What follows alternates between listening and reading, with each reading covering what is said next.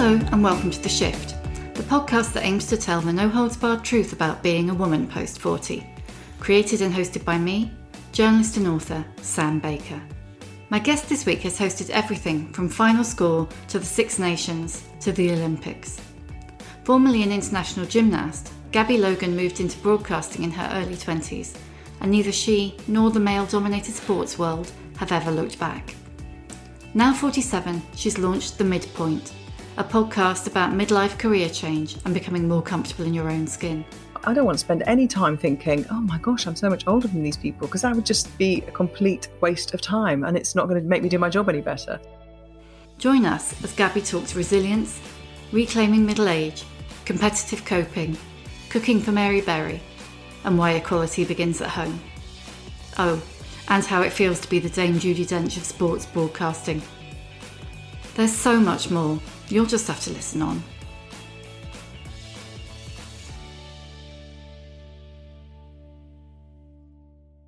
Hello, Gabby. Lovely to meet you.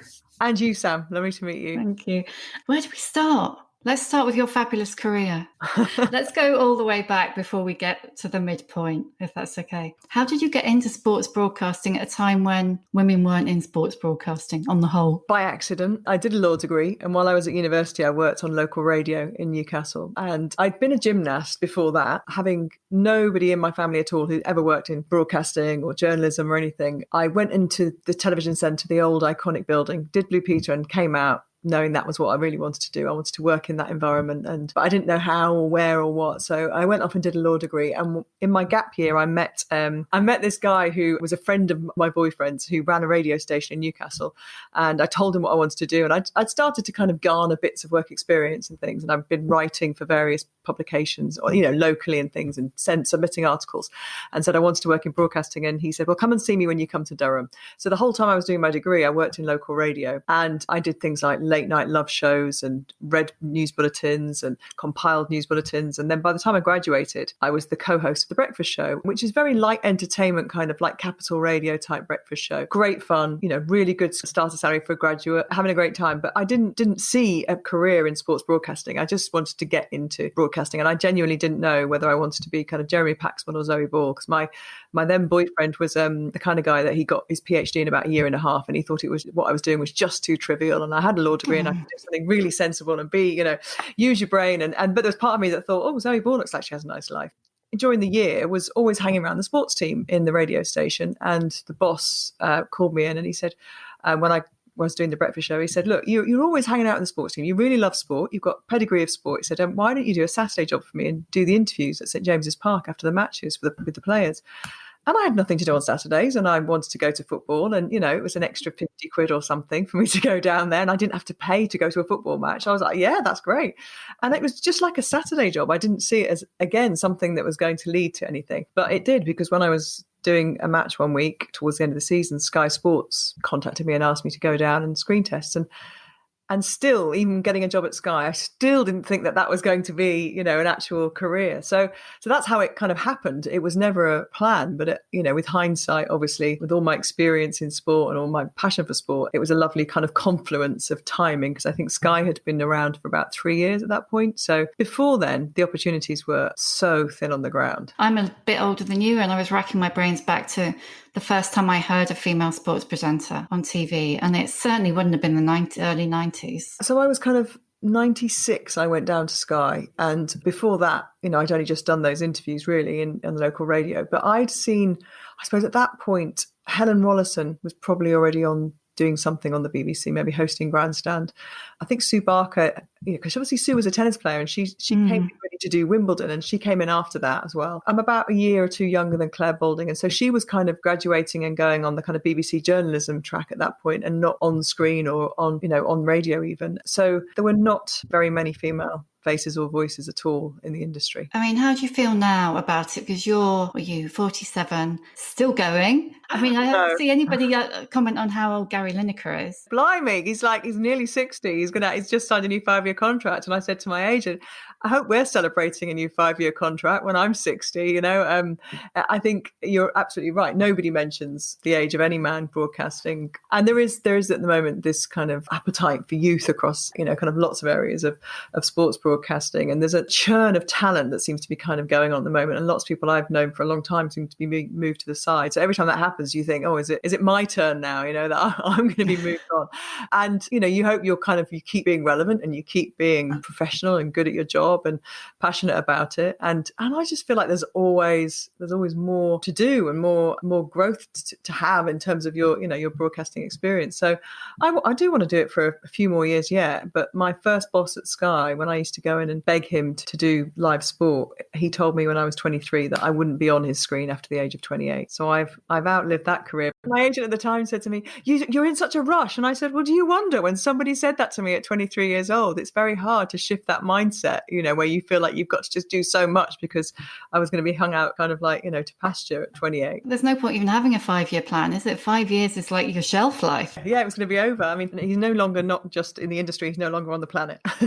But he was a very old school kind of guy. I mean, he smoked in his office. That's kind of how long ago this conversation was happening.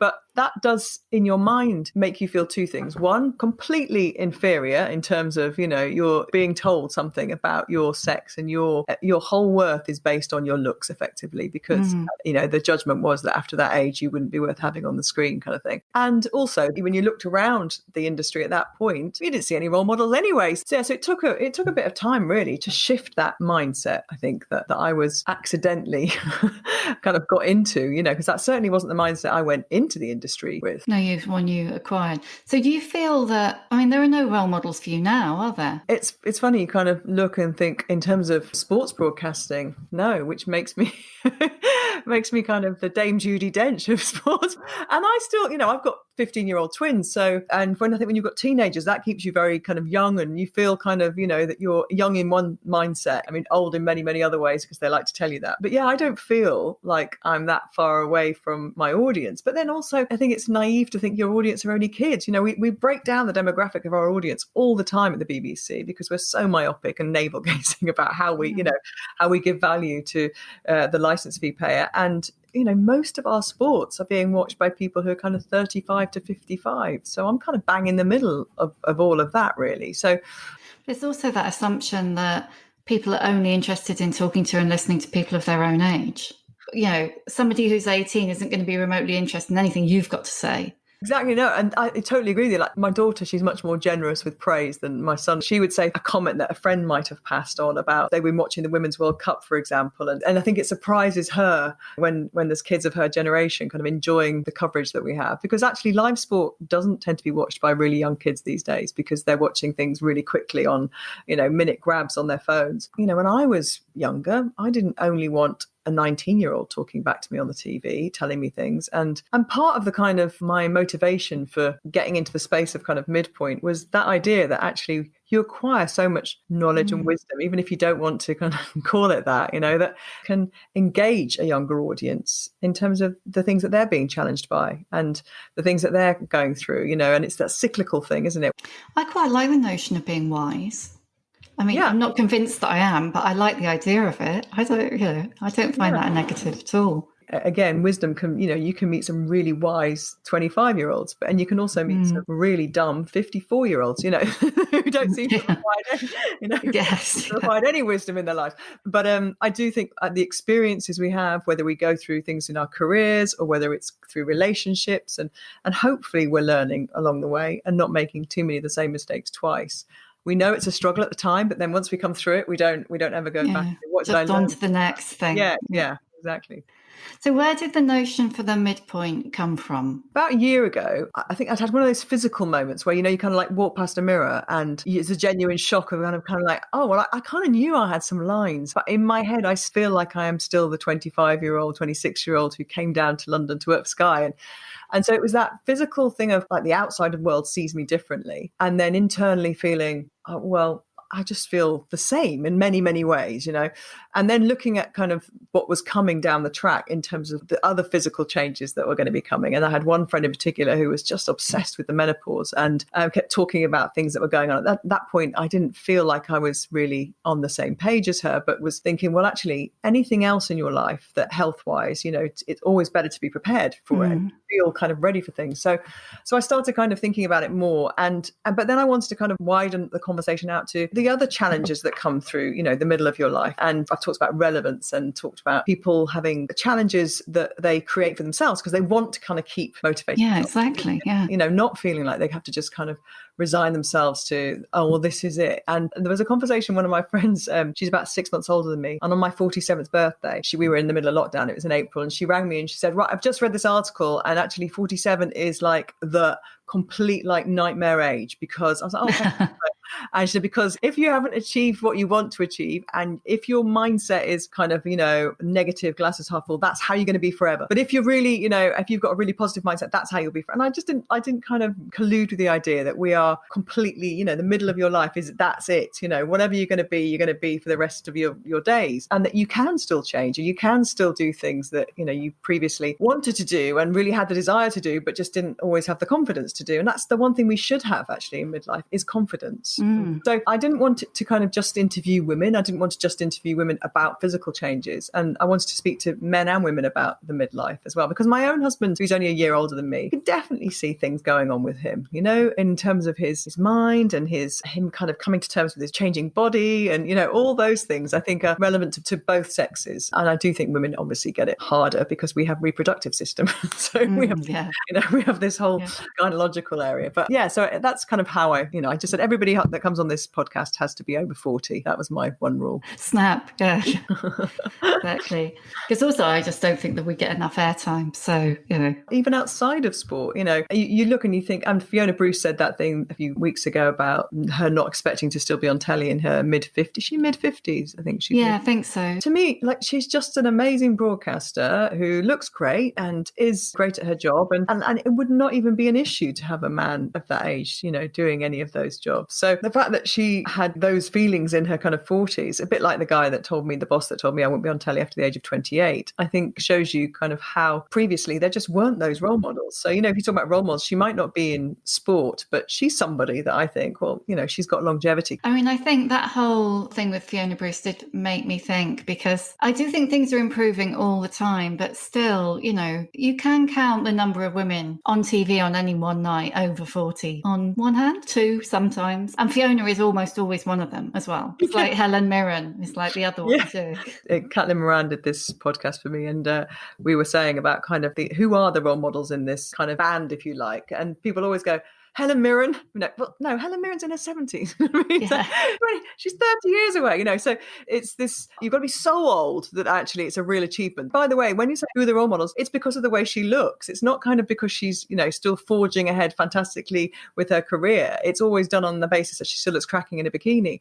And I kind of did this, a corporate thing with the CEO of AXA PPP Healthcare, who's a woman who's 50. And I came away from spending a day with her, and she's a really amazing story. She left school at 17 because her mother died and she had to bring up her 5 siblings. So she left her education. And this amazing woman who just kind of like did night school to kind of keep going, bringing up 5 younger kids. And she's now the CEO of a big healthcare company. And I was like, why do I not know about you? If you were a bloke who'd had to bring up 5 siblings, you would have been a double-page Sunday Times article. I'd have read about your story. And I thought I'm going to do a kind of offshoot of Midpoint of kind of like almost real life midlife heroes, who are still taking up those positions, in their 50s. And still, I think banging the glass ceiling for so many women in the corporate world is tough enough as it is. And then when they get to the middle of their lives, when all the kind of, if they've got children, they're teenagers, all that stuff, to keep taking those appointments, you've got to have a really good 50% relationship at home with somebody who's really, really, because you just cannot do it otherwise. When I was doing the book, I interviewed 50 women, just completely ordinary women from all different backgrounds. And almost without fail, they said they felt that they started being sidelined for jobs in their late 40s, that they'd been told that they were too expensive, and that's experience equates as too expensive for women in a corporate, in a lot of environments, actually. And I know many men who, who are still getting great positions in their 50s. And also the idea that we're going to be probably working till we're 75 by the time we are allowed to stop, At least, yeah. So the idea that you should just somehow settle, for whatever job it is in your mid 40s and that's the end of your career and you're not going to keep moving on, that also didn't fill me with great excitement or joy, and kind of wanting to speak to people who are changing tack or doing something a bit different or given permission almost by society, it's accepted to do that. So trying to shine a light on what they've done. Yeah, I mean, I kind of felt like it's almost like in your kind of early 50s, in this period of life, you have to give yourself permission because nobody else is going to give it to you. You kind of have to go, I'm not going to think about whether I've got grey hair or whether I've got, whether what I thought was a crack in my sunglasses is actually really big crow's feet, I'm just going to go and do it. If I sit here and wait, I'll wait forever, frankly. I think it's really important. I probably, like you, I always, if somebody asks me advice, especially younger women who contacted me through my career, whether it's on social media or in the old days when they used to write letters, I always wanted to reach out, reply, explain kind of like what I did and how, they might get on. And I still do that. In fact, I just got a lovely email from a guy I helped with his dissertation telling me he got a first. I didn't help him with his dissertation. I was going to say. And kind of like when we get into this period of our life, it's a little bit like we're walking along this kind of tightrope without any support at all, because there's nobody up there, is there, who's saying, yeah, keep going, it's okay, we've got this. In fact, what happens instead, I don't know about you, but around my industry, I'm kind of told by bosses, oh yeah, 32-year-old X is getting that job because we really want to kind of reach out to younger, but said to me in a way that I should be really excited for it. And and I go, okay. And now I start looking around going, so is that it? Have the job's gone now? Is it, I just got to hang on to the ones that I've got? And I think we have to start creating the world that we want to work in and creating the environments we want to work in, because I don't think that it's going to happen for us. We had to do so much at the beginning of our careers anyway. Do you think you've seen a lot of change in the last few years in TV and in sport, actually? Well, in terms of gender, from the beginning of my career to now, there's like loads of women who work in the production side or directors and that's really great to get a kind of normal gender balance across a working environment, because it's not normal to be, as I was regularly in an office of like 30 blokes and there'd be, one other woman and her job was booking the cars, for the shoots and things that we're doing. And so now there's so many more women in so many different areas of the industry. There's definitely more of a balance. And there's also a younger generation of men who've come in who are some of my favorite young male producers, just do not see, kind of any reason why there shouldn't be a female camerawoman or female director. They don't, they work in a different way because they just want people who are really good. And that's the most important thing, people who can do the job. Mm-hmm. So, I mean, we've got a lot of female managerial kind of bosses at BBC Sport as well, in terms of the head of BBC Sport is a woman. So I think that's important, not just to have that from a kind of aesthetic point of view, actually somebody who, is brilliant at her job and has held that position now for almost 10 years, as the head of BBC Sport. Do you see the podcast becoming more? Yeah, definitely. I found it so enjoyable. And do you know what I've really liked is the control that I have over it, because it's mine. So I, write to who I want to write to ask them to be on it. I do it. Broadcasting's so hard to get ideas off the ground. I've had so many ideas I've gone to producers with, and either they nick them and 5 years later it's on BBC One with, somebody else is kind of like hosting it, or they just say it's not right for them and at that time. And you just end up kind of getting your enthusiasm beaten out of you. So this was such a lovely way to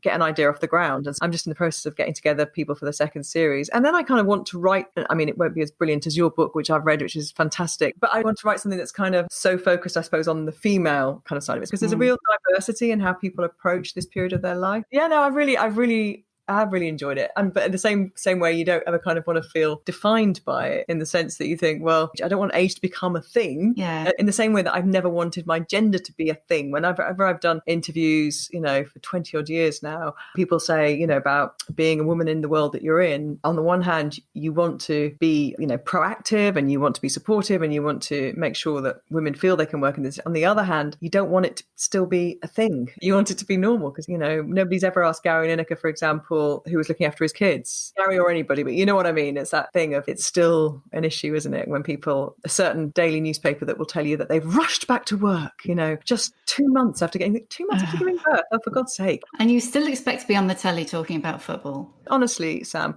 when I was pregnant, heavily pregnant with my twins, I was working for ITV and I had a really high profile job. I was presenting the Champions League, and the boss at the time, he just didn't know where to look, because I was like a ginormous, and he was very old school and was not particularly massive fan of mine. He'd taken over the job just as I got pregnant. It was a terrible, terrible time for us to be working together.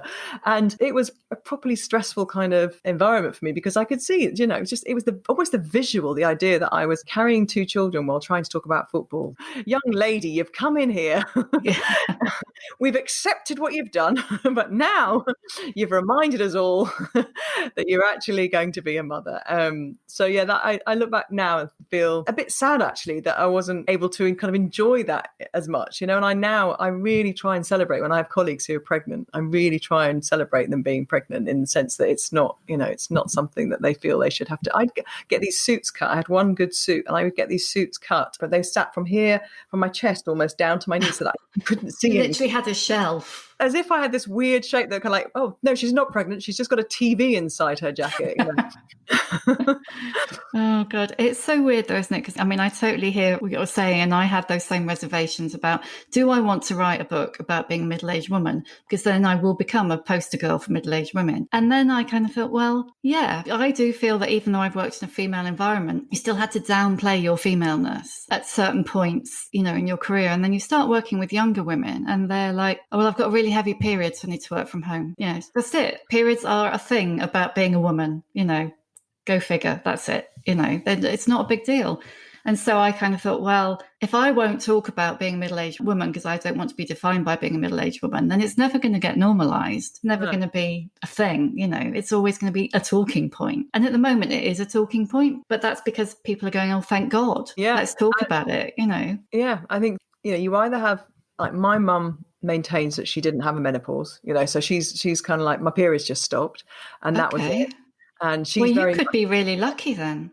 Well, I could be. And she's very much like, so that's that. And she kind of cracked on, and she's, and she's always been very glamorous. She's never kind of like succumbed to comfy dressing, which I do now, kind of like, totally, she's always been very glamorous. And I have friends who I could see just weren't having as good a time of it. It wasn't as easy for them. And in some ways, it was almost like there was this, as women often do, it's that I'm doing better at this than you are. Do you know what I mean? Yeah. Not anybody would say that, but that's what I kind of don't want it to be, that it's a competition. Well, you're really good at this menopause thing and you're not having a very good time of it. So what does that make you, And so, yeah. So I think the more conversations you have, the more you realize that it's just an arbitrary thing. It's as arbitrary as having, one of us having freckles and one of us having curly hair and one of us having straight hair and one of us having blue eyes and one of us having brown eyes. And in a few years' time, we'll be through the other side and we'll all be back on a level playing field again. But in the meantime, just looking out for each other. And it's made me notice things, I think, with other middle-aged women, think, oh, okay, maybe that's what's happening there. Maybe that's kind of a thing. And it's actually probably healthier to notice that, isn't it? In the same way that we've become much more tuned in to noticing things that relate to mental health with people and giving people a bit of slack when it comes to their thinking, well, actually, that's probably quite stressful for them right now. So I think in that respect, it can't be a bad thing to have this conversation. No, definitely not.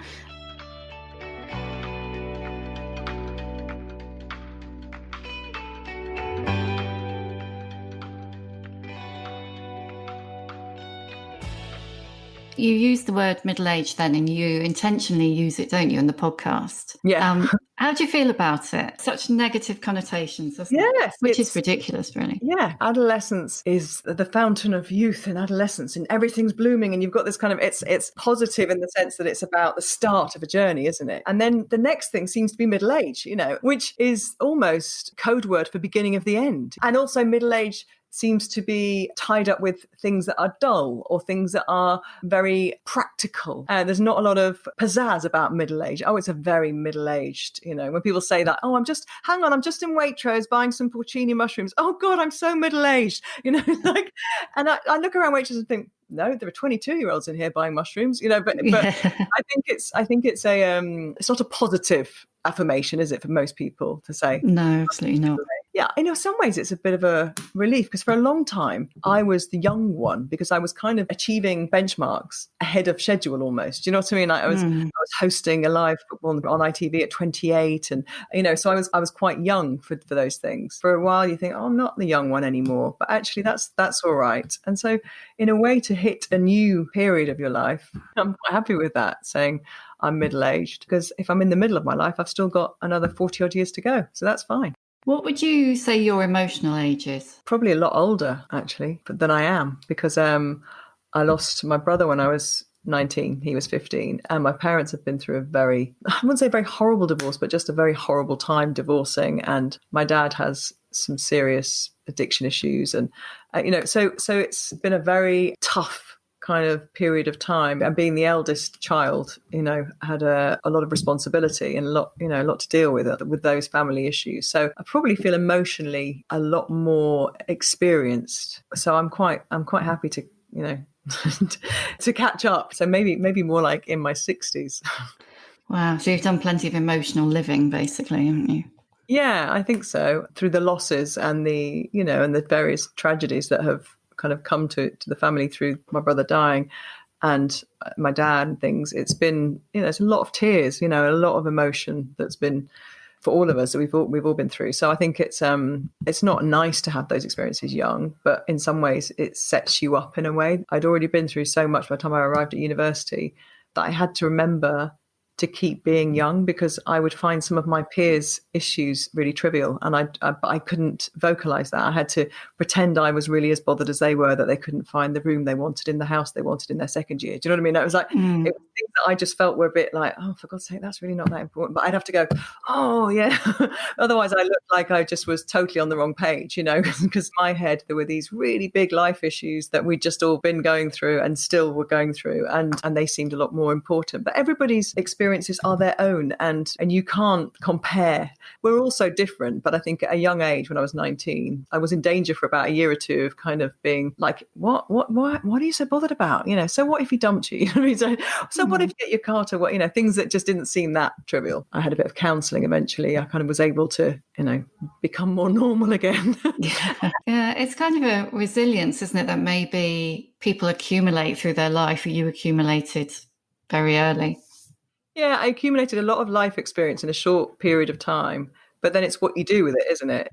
And how you work it through. You don't know when you're going to get your big life lessons, do you? You don't know when they're going to come along. But if stuff like that happens to you at quite a young age, and a really formative period of your life, then you have to learn how to assimilate it. How is that going to affect you? Who are you going to be because of it? What are you going to take from it to try and kind of the rest of your life better and stronger for it, rather than it defining you in a way that is with sadness or with loss. So, for example, going through all of that, when I then tried to get pregnant and we had to eventually go and have IVF and things, I think that probably helped me as well, to deal with that in a different way. So it's a very long-winded answer to your question about how emotionally old I am, but I think that's probably why I feel a bit older emotionally. But physically, I don't feel 65.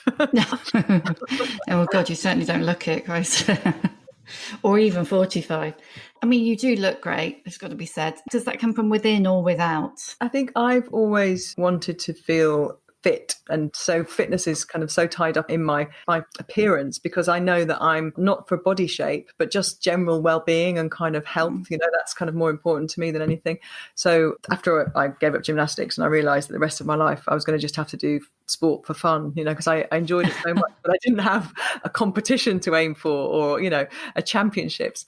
But I remember going for a run when I was about 20 once, and I was on my bedroom floor doing some sit-ups at university, and I suddenly had this like, oh my God, this is it. This is what I'm going to have to do if I want to kind of keep being healthy. But so then you've got to find things that you really like doing, and so being fit and being healthy is just so important to me. But I realized I didn't understand then that actually what it was really important about was my mental health as well. So I think my mental well-being is probably gone better than maybe it should have done even at certain points in my life when I was dealing with those big tragedies because of the physical things that I was doing. So I think we're quite late to that, weren't we, really? I always say when I go to World Cups or major championships, I always say to my producer, because when you go on these things, it's like 5-week trips where you're working really long hours and you're doing strange things at strange periods. And as long as I can at some point go for a run, I'll do anything for you. I just need to have that release, that physical release. And it's how you kind of keep sane and keep your head level in those environments. But I knew that instinctively, but didn't kind of call it my mental health, because nobody would have talked about mental health in your 20s. So yeah, so in terms of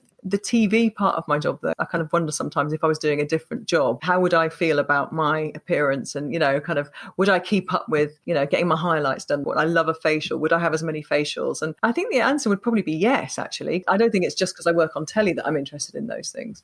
And as I mentioned before, my mum's always been really well groomed and looked after herself, and she's always loved a facial. And, she was, she's dyed her hair kind of like a dark auburn colour since she was about 20, to the point that people think it's weird she hasn't got one child with red hair, because she hasn't got she's now 70 and it's much darker. But she used to say to me when I was like, even when I was about 8, she went, now you will tell me if my hair starts to go that strange orange colour. Her intention that she was going to dye it for the rest of her life.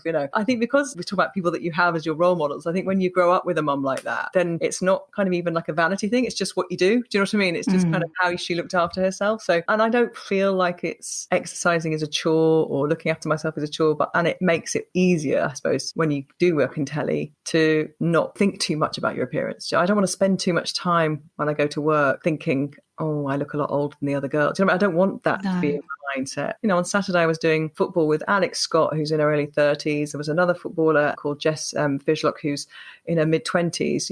I don't want to spend any time thinking, oh my gosh, I'm so much older than these people, because that would just be a complete waste of time, and it's not going to make me do my job any better. So it is part of the job. It is a visual medium, but it's not the only thing. And I think that's, for me, what I kind of keep remembering. I wasn't hired at the beginning, for that. That wasn't what I did. So, if you look at the way that older women are described, that whole old bag, old something.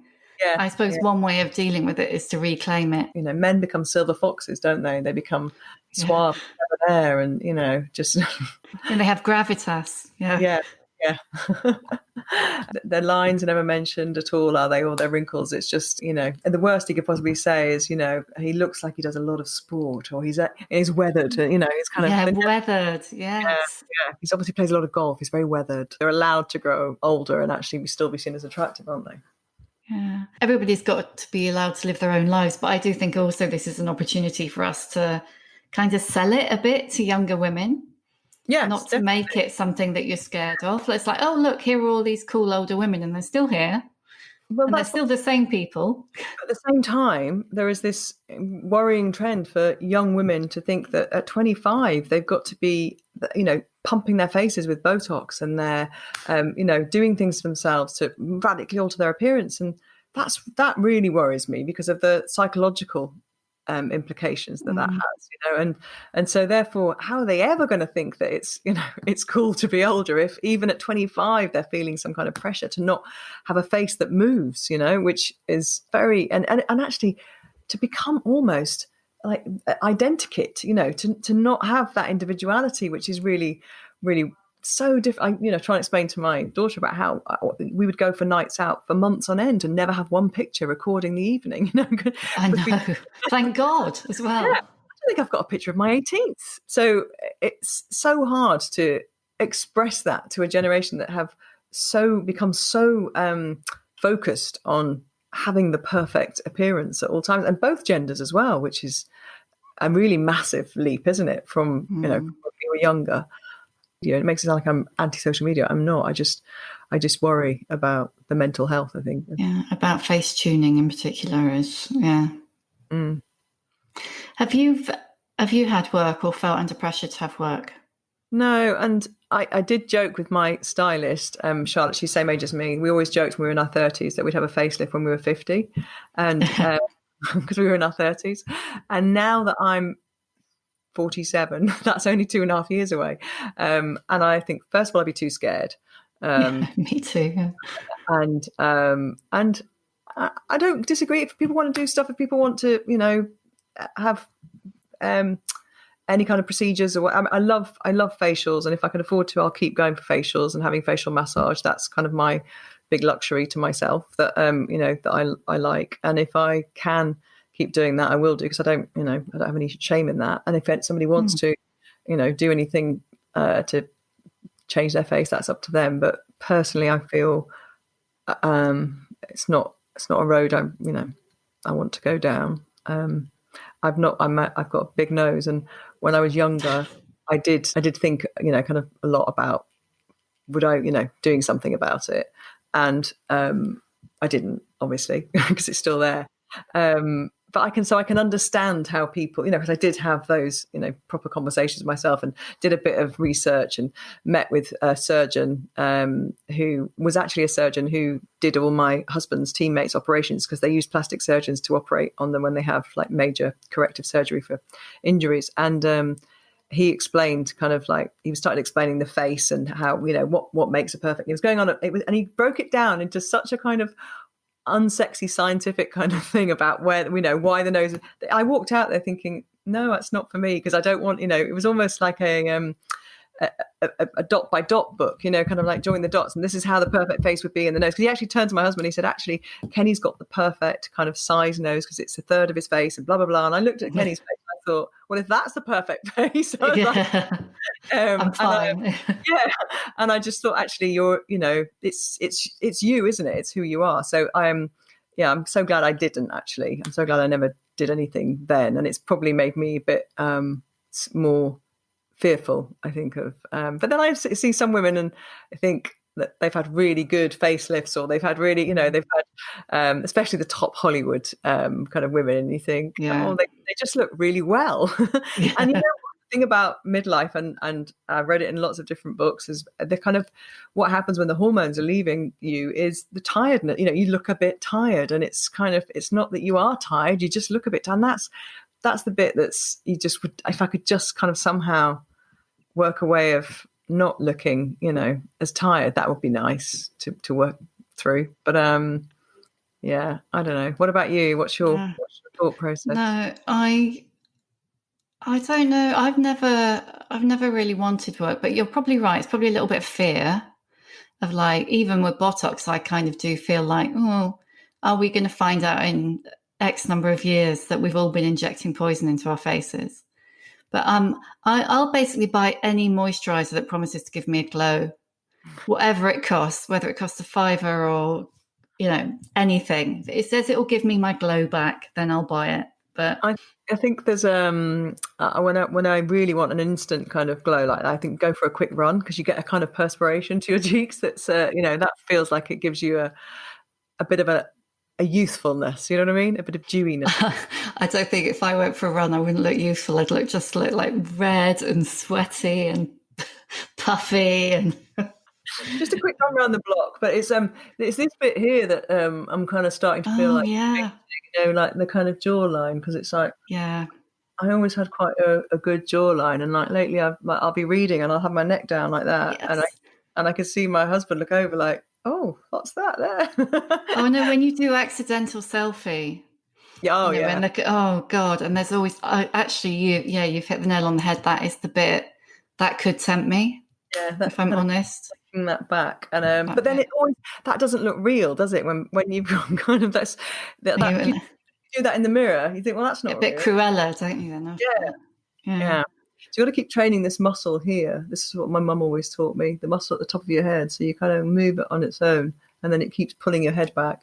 And also, I can do that. Yeah, just keep doing that all the time. Yeah, not your eyebrows. Don't move your eyebrows. Just the muscle from, say, you put your finger here and you pull it back like that. Can you do that? Can you feel it? Yeah. All right. Well, that's good to know. The facial massage, because that's what they work on, is the muscles in the face. But I think the idea of, I think what happens as well with people, when I see people who have a lot of stuff done, they seem to get addicted to it. It's never just one thing, is it? It's never just one little procedure. It just seems to mount, and that's because it must become quite addictive if you see the change, and then you think, oh, I could have another change. I could do something else. So a friend of mine who's a beauty editor had, she said that the first time she had Botox, she just absolute Botox. She absolutely loved it. She looked great. She looked well and rested and glowy and all of that, plump. But then after that, it's Botox on top of Botox, so it's never quite the same as the first time anyway. Apparently, right. I don't know. So she stopped. Yeah. So anyway, I'm just going to ask you a few questions that I always ask at the end. What advice would you give younger women? Alluding to what we just said then about not thinking too much about that stuff, it's like what I say to my teenage daughter when she gets hung up about anything to do with her appearance. And a lot of that for younger women comes from social media. I see a massive difference. I remember once picking up Vogue when I was about 17 and wondering why I didn't have this huge gap in my thighs like the models did. I think for a while I kept looking at these pictures thinking, my legs don't do that. And then I was a gymnast and doing sport and thinking, well, that's because I do this. I'm going to forget about that. It's not important.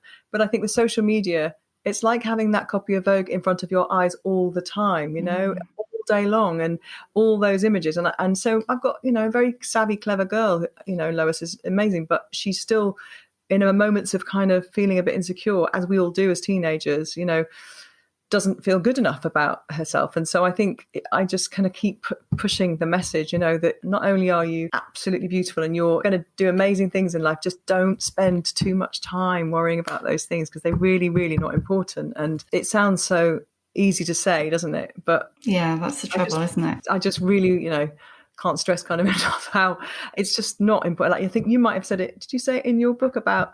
I think you quoted you look back at pictures of yourself in your 20s and think, why did I wear a bikini every single day? Oh, yeah, Nora Ephron, yeah. And I've read it in different ways that quote kind of been delivered. And I think it is just enjoy your youth and your energy and don't spend time worrying about things. And the domestic situation that you have, obviously, at home, for me, I know that my husband and I have got a very, very even kind of approach to everything. It's not a case of me kind of asking permission to, could you look after the kid?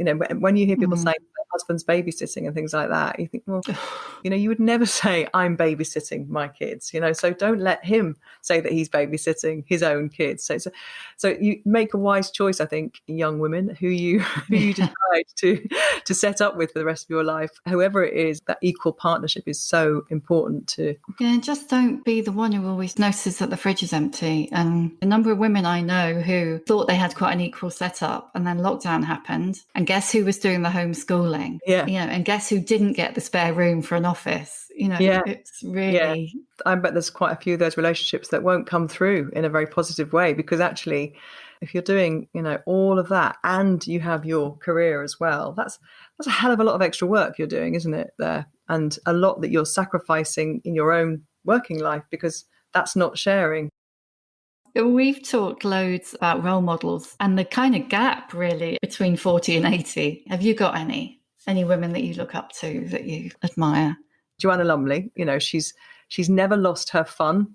She's never lost the kind of playfulness of what she does, but she's been able to have a long career and ridden through all kinds of. I mean, imagine when she first started out, the way that they cast people and the kind of sexism she would have had to encounter because of her looks and what she was being employed for. I would still watch something on TV because she's in it. And we talked about Fiona Bruce because she got appointed to Question Time in her 50s. You're committing to her for 10 years really, aren't you, for that job? So that's great, that she's going to be doing that into her 60s, hopefully. And I do look to people, it's like an energy, isn't it, that you get from people. Mary Berry is an old neighbour of mine, and she's just moved actually to another little village, but she's 83, I think, next. And I kind of love the fact that she's so hardworking. Not only has she been around here for dinner and I've been to hers and stuff, so I'd call her a friend. Oh my God, you had to cook for Mary Berry. I know. How did that go? Oh, I took the day off work to prepare for it because I was so nervous. And she said it was all lovely, but I'm not a baker, so I made a cheesecake, which all my friends thought was hilarious because you can't give cheesecake to Mary Berry, so I can't bake. So the main course I wasn't. Did slow cooked lamb. Did a quite traditional meal because I thought her husband's very traditional and he'd like that, and he did. But she was absolutely lovely and charming, and she's got so much energy and so much just a kind of real enthusiasm for taking on things. And I know through professional kind of contacts how she operates in her her working environment. She's amazing, and I think kind of energy and being able to keep going and being relevant is really to be admired. I think at her age, and to reach a new younger audience. To have, we talked about before about not just broadcasting to old people, or older people. Kids love her, So in that respect, I'd quite like to be an octogenarian when I'm 82, kind of still talking to kids, whether it's about sport or something else. Like, if you enjoy your job and you enjoy broadcasting, I don't think there should be a limit if you've got a relevant idea, something you want to do. What's your superpower? I am ridiculously organised. I did a law degree, and I think you have to remember so much stuff when you do a law degree, because you kind of just constantly remembering cases and dates and things. You have to have like almost like a rota deck in your brain that you're flicking through. Unfortunately, it does mean that you become kind of everybody's diary. So the kids go, what time is X happening on the 14th of November? And they know I'm going to know. And I'm like, do it yourself. Yeah. So, yeah, it's not bad. It's not been a bad superpower to have, though, to try and, juggle being a mum and having a career. It was quite a good one. It's probably useful. Yeah. I've only got one more question. My last question. How many fucks do you give? 0. Is that a new development? Have you learned that, or have you long given 0 fucks? I think I pretended I gave 0 fucks for a while when I was younger. And then that's the beauty of getting older, I think, that you have the confidence to actually give 0 fucks. I'm so glad that I don't care what people write about me on social media. I don't care what people say about, kind of my appearance. I genuinely don't, so, but I did when I was younger, I definitely did. And I took things to heart too much. And that's just one area of giving 0 fucks, but that is a blessed relief, because I do think I see younger colleagues getting very caught up and worried, and as I say to them, what, some bloke with his ankles around his trousers eating a pot noodle in Swindon, why are you worried about him? That's the beauty of confidence that comes with age, that you know what's important, and you have the people that you really consider their opinions on matters that are important to you, and you don't have to please everybody. You know what you like to do, don't you? You know the things that make you happy. You know what's what your idea of a good night out is. So don't waste your time trying to find something new that that isn't what you want to do. Life's short, and so I think that part of getting into middle age is quite joyous. Actually, it's quite a relief. That's brilliant. When does the second series of The Midpoint start? I think New Year. I think it feels like a good time to start. I'll get them all recorded before then. But who knows what the way we'll be working. Anything could be happening by then. By then they could decide that, even working online is spreading the disease and we're not allowed to. Oh, God. So, I don't know. I mean, what time is it? What rules are we actually living by right now? Oh, God knows. Yeah. It could be anything. But I've enjoyed it because it's been a kind of break from chatting to people about sport and lack of sport. First there was lack of sport, then there was sport without fans. So it's that's got to be hard. Anyway. Yeah, it's very strange. It's very strange. But anybody in the arts or performing world, it's just must be so tough. But thank you so much. Well, thank you. That was great, and thank you for giving me so much time. We've been ages. Thank you for listening. I'd love to hear your feedback. You can reach me on Twitter @SamBaker and Instagram @TheOtherSamBaker using the hashtag #TheShift. You can hear a new episode of The Shift each week on Acast, Apple Podcasts, Spotify, or wherever you get your podcasts. If you like what you hear, please do rate and subscribe, because it really does help other people find us.